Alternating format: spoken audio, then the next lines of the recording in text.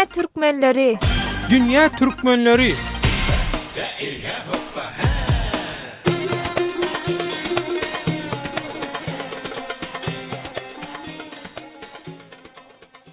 Gepleyer Azatlyk Radiosu. Hormatly radio dinleyijiler, mehmandy bolýar. Gepleşigimiziň bugünkü temasy Türkmenistan bilen Özbegistanyň serhet ýakasynda ýaşaýan raýatlaryň durmuşy barada. Azatlyk Radiosynyň özbek gullugy bilen gurrundaş bolan özüni Mustafa diýip tanadan raýatyň aýtmagyna görä, Şabat serhet geçelgesinden adamlar goňşy Türkmenistana geçýärler. Iki ýurdun arasyndaky serhet 25-nji ýanwarda açylypdyr. Haredim, Kaşkederiýa, Bukhara welaýatlarynyň şeýle-de Garagalpagystanyň Türkmenistan bilen umumy serhedi bolup, onuň iki respublikanyň arasyndaky uzunlygy 1650 kilometre barabardyr.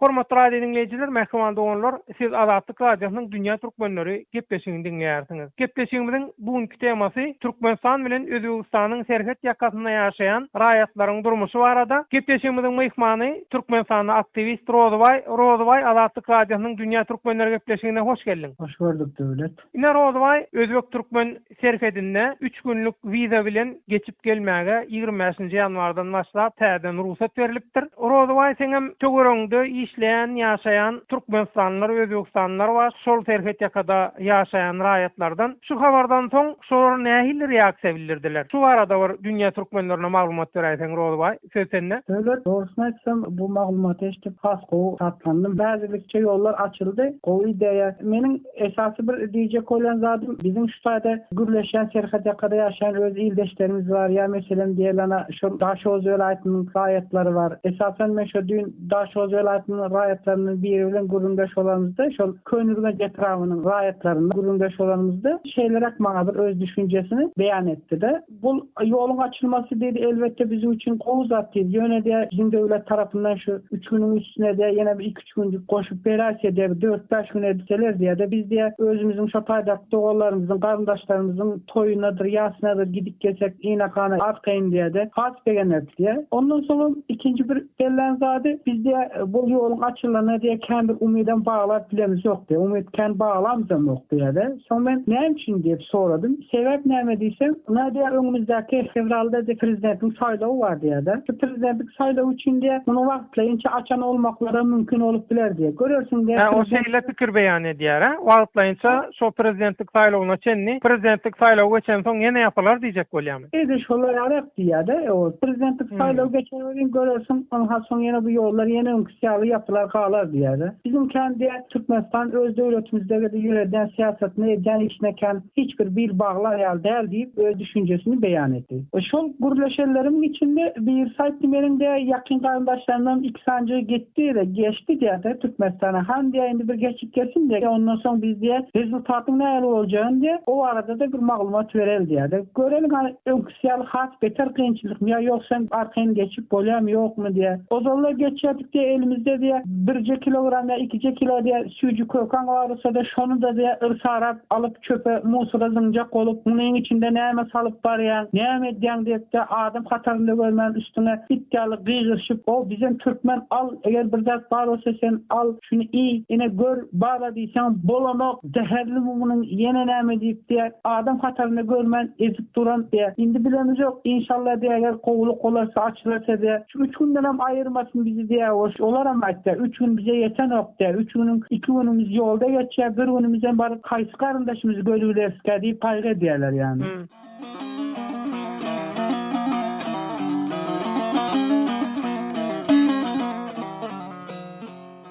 Gepleyer Azatlyk Radiosu. Hormatly radio dinleyijiler, mehmandy bolýar. Siz Azatlyk Radiosynyň Dünya Türkmenleri gepleşigini dinleýärsiňiz. Gepleşigimiziň bugünkü temasy Türkmenistan bilen Özbegistanyň serhet ýakasynda ýaşaýan raýatlaryň durmuşy barada. Gepleşigimiziň mehmany Türkmenistanyň aktivist Rozbay şol serhet geçelgesi açylmazdan öň şu taýnyň raýatlary nähili şertlerde ýaşapdyr. Şolar barada maglumat berdimi? Bizim de toydan zatyna geçtik diýe de, hatta toy ýasyna gidip bilmedik diýe de. Şu ýasyna diýen maşgaladan bir adam gitmek üçin hem-de bir sürü diýe çykdajy boljak. Biz çykdagyny etmene de ýagdaýymyz çatanyk, işsizlik, maddi durumumuz gowy bolmadykdan soň muny hiç kime arz edip bilemiz. Arz etsem senin arzın dinlen hökümet ýol başçysy ýok diýe. Ýa-da diýe şu bizim şu Serhat ýakasynda owasynda ýaşaýan oğullarymyzda maşgalalardan biri öz garyndaşlaryny görmek üçin käbirler diýe Serhat bozup da geçdiler diýe. Cenayet olsa da gidip şol özlerinin tohum tişlerinin märeke mevritlerine zor bilen olsa da gidip gelip birbirinden zorluk bilen diýen ýa habar alıp durduk diýe da. Şeýdi zeýrenip durda. Rozway ine şu Azatlyk radiosynyň azatkabar.com internet sahypasynda şeýlede Facebook sosial ulumdaky Azatlyk radiosy adly sahypasynda özbek türkmen terhedi Mirziýaýewiň Haryzma saparynyň öň ýanyna açyldy diýen habara şol terhet ýakada ýaşap häzir Türkiýede işläp ýören raýatlaryň bildiren seslenmeleri barda. Şolardan käbirini okap, ondan seň bilen söhbetleşigime dowam etmekçi.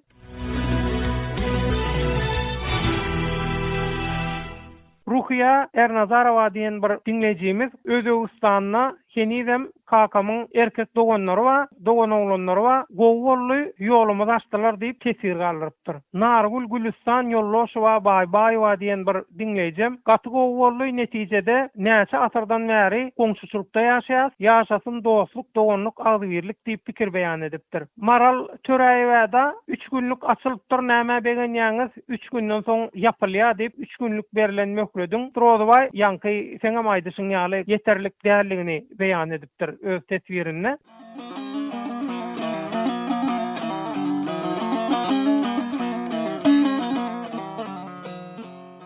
Hawarodway inaten bugün Azatlyk radiosynyň Dünýä Türkmenleri gepleşiginiň Özbek türkmen terhediniň Haryzm tarapdaky terhet geçerligesiniň açylmagy bilen baglanyşykly sanynyň myhman höküminde senem Farap tarapyndaky terhet ýakan bir ýaşaýjy. Indi şol sen öz ýaşaýan ýeriň arada bir gurrun berýärsiň. Seňem dogan garnaşlaň bir bölegi şol Farap tarapdaky Özbek türkmen terhediniň aňar tarapyndan ýaly. Şo taýdaky türkmenlerin bir durmuşyndan maglumat berýärsiň Rozway söýsenne. Döwlet dogry belli geçtim. Menin tohum tecimiň ýapysy diýen ýaly dogrusyny aýtsam milleti türkmen raýaty Özbegistan. Bizim Lewap vilayaty Özbegistanyň Buhara vilayaty we Karşy vilayatlary bilen serhat ýaka bolup durdy. Şol maglumaty eşitenden soň men şol aňyrdaky Özbegistandaky şu türkmenlerimiz bilen bir telefon gepleşigine geçirdim. Şonda şol aňyrdaky bizim şol türkmen owalarynda ýaşaýan belli tanymal türkmen lekeleriniň gurulmaşanymyzda olar şu 4 ýylyň içinde bizim şol Özbegistandaky elçimize olaryň ýazmady hatlar galmapdyr da yüz tutup, yani şu vize meselesini kaldırmak. Türkmenistan'ın Özbegistan'daki ilçisine şeyle mi Rozway? Türkmenistan'ın Özbegistan'daki ilçisine şoların yazmadı hatlar kalmapdyr da yüz tutup. Yani hiç olmasa da gelin bizim içimize, yani şular ýerde ýaşaýar. Çünkü Türkmen maşgaladan var. Türkmen biz o gelin görün ýagdaýymyzy, halymyzy tanışın bizimle. Gelin mihman olun, biz mihmanalar hem bir nämedel özüm şol yazan Türkmenlerin ählisi Özbegistan'la Türkmenistan Serhat ýaka düýünde Özbegistan tarafında yaşayan Türkmenlerdir. Türkmen ovalary. Men için de özümüz Türkmen ovası, enha şunçada maşgala var deyip özümüz şol gol çekip, gol toplap 300, 400, 500 adam sanını varat edip adresimize çelin notaristan tasdikleri koyuverek diye men için de bize cevap vermediler de. En kıynanan yeri bul olarım. Rozway'ın teň bilen bugünkü gepleşigimizde jemletek şol Özbegistan, Türkmenistan serhet kapylarynyň açylmagy bilen baglanyşykly. Bundan soň näme edilmeli? Gysgaça. Bundan soň döwlet meniň öz şahsy pikir düşünjem yol elmydam açyk durmaly. Gözelçilik kontrolü elbet iki döwletiň howpsuzlygy üçin hökman suratda elden vermeli de ol gerek zat ýöne iki döwletiň halkyny hiç haçan bir-birine düşürmek gerekdir. Goý gitsinler, görsünler gelsin. Ýa-ki bizim Türkmenistan raýatymyzyň diýişýäli Ozal Niýazow döwründe bir hepdelik bardy. 7 günlük, 7 günüň 5 günü görüp gelýärdi, 2 günüň hem ýoluna gidýärdi. Ol meni özüm geçip geldim. Şolar ýa karar kabul edilendi. Endi şolar ýa kosa has oňatdylar. Hökman söwda saty üçin gerekär. Halk özünün toyunu da bir kenara koyalım, ýasyna gidip gelsin. Milleti yani bir-birinin dogan garyndaşyndan ýasyndan gününden geçirmesinler. Hökümet has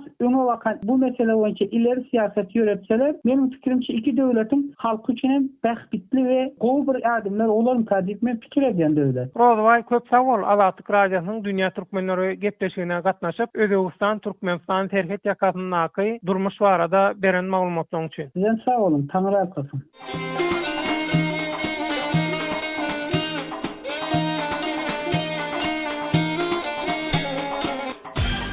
Dünýä Türkmenleri Dünya Türkmenleri